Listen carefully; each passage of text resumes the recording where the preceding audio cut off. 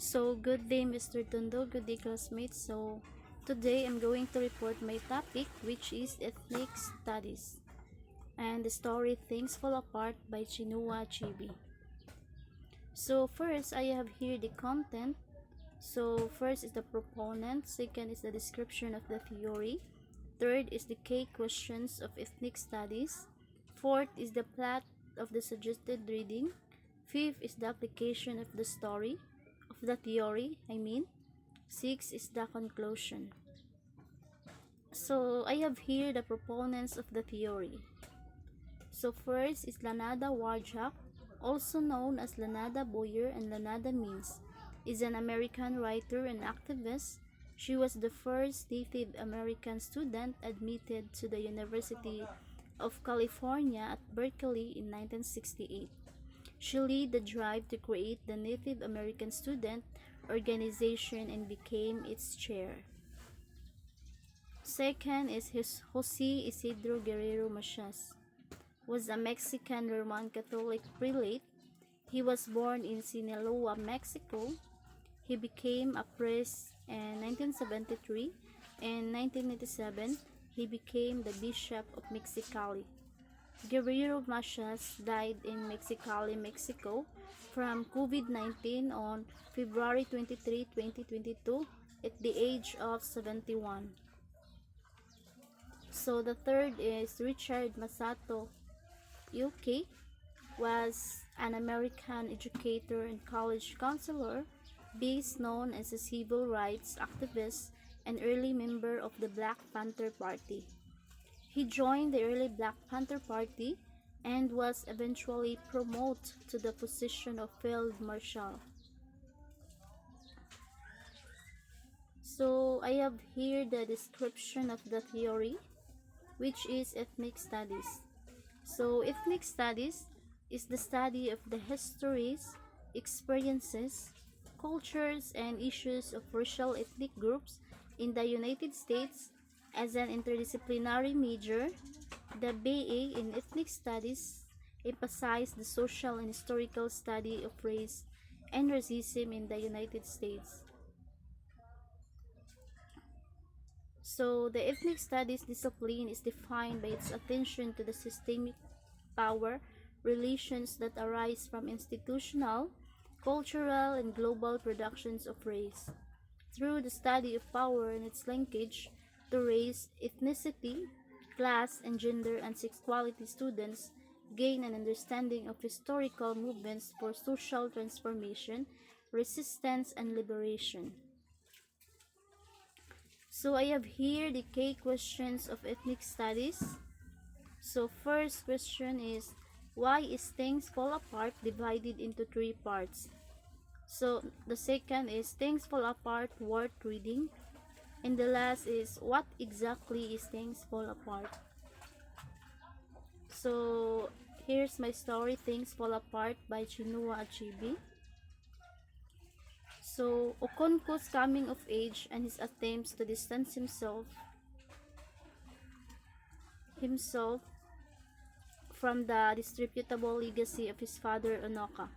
Okonkwo's tireless efforts and singular drive, along with his local fame as a wrestling champion, go a long way in securing him a place among the titled men of Omoofia.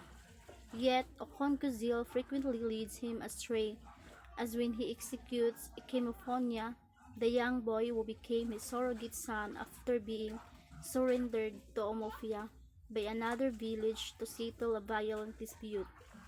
When the clan elders decide it is time for Ikemophonia's execution, an elder named Ogwefe Izudu warns Okonkwo that he should not bear a hand in Ikemophonia's death.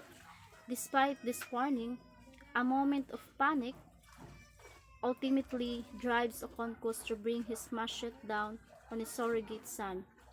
He was afraid of being weak. At other points, in part 1, Okonkwo showed himself quick to anger with his wives and short impatience with his children. His obsession with upward mobility and traditional masculinity tends to alienate others, leaving him in a precarious social position. So in addition to narrating Okonko's struggle to build a distinguished reputation, so part 1 also provides a broad view of the pre-colonial Igbo cultural world. So Achibi showcases numerous Igbo cultural values, religious beliefs, and ritual practices to provide the reader with a sense of the Igbo world. By the end of part 1, however, both Okonko's life and the life of his community teeter on the brink of disaster. The first blow comes with the death of Ogbefi Izudu, the oldest man in the village and the same man who warned Okonko against killing Ikemophonia. The second blow comes when during Izudu's nighttime burial, Okonko's gun misfires and kills Izudu's 16-year-old son. The ominous mass laughter of Izudu's son forces the remaining village elders to burn Okonko's huts, kill his livestock, and send him and his family into exile for 7 years.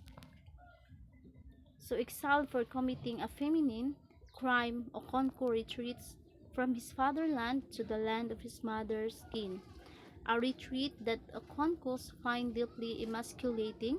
This personal sense of emasculation parallels larger cultural and historical changes. As white Christian missionaries begin to infiltrate the lower Niger region, including both Omofia and Okonko's site of exile Banta, the personal and historical senses of emasculations come to a head when an old friend from Omofia visits Okonko in Mbanta to inform him that his eldest son, Nyowe, has abandoned traditional Igbo beliefs and joined to the Christian faith. Realizing that this event constitutes a major rupture in his patrilineal line, Okonkos disowns Nyowe by the time Okonko and his family live in Banta. The growing presence of foreigners in Omofia has already created deep internal divisions. In addition to the missionaries who arrived in his absence, government officials also begin to filter in installing a foreign rule of law. The changes in Umuofia compromised Okonko's homecoming, which he hoped would represent a new start. Finding himself once again in a passive, emasculated position, Okonko grows increasingly furious with his fellow Umuofians, who refuse to take violent actions against the missionaries and force them out, whereas others praise the British for providing increased access to resources along with medicine and education. Okonko sees that British as a cancer whose presence will eventually kill Omoofia and the 9 villages. Following another emasculating incident where colonial officers threw Okonko and others in jail and set a step bail, Okonko takes an uncompromising position in favor of tradition. His final acts of violence, murder and suicide, cements the novel tragedy. This tragedy is once again doubly gendered in the law of Omoofia, and intentional killing constitutes a masculine crime. Although Igbo tradition does not explicitly code suicide as a feminine crime, killing himself is an unspeakable act that strips a conquest of all honor. His suicide brings a final instance of emasculation as he will be denied the honor of a proper burial. So I have here the applications of the theory. So why is things fall apart divided into 3 parts? So the work is split into 3 parts. First is describing his family, personal history, and the customs and society of Igbo, and the second and third sections introducing the influence of European colonialism and Christian missionaries on Okonkwo, his family, and the wider Igbo community. So is things fall apart worth reading? So most importantly, it draws our attention to what Africa has lost and makes us see how the inhabitants have fallen victims to their singular culture. It is a very poignant read that deserves to be read not only for the sheer beauty of Achibi's writing, but also for the strong message it conveys. So the third is what exactly is Things Fall Apart. So Things Fall Apart is the debut novel of Nigerian author Chinua Achebe, first published in 1958. It depicts pre-colonial life in the southeastern part of Nigeria and the invasions by Europeans during the late 19th century. It is seen as the archetypal modern African novel in English, and one of the first to receive global critical acclaim. So that's all for today, and thank you.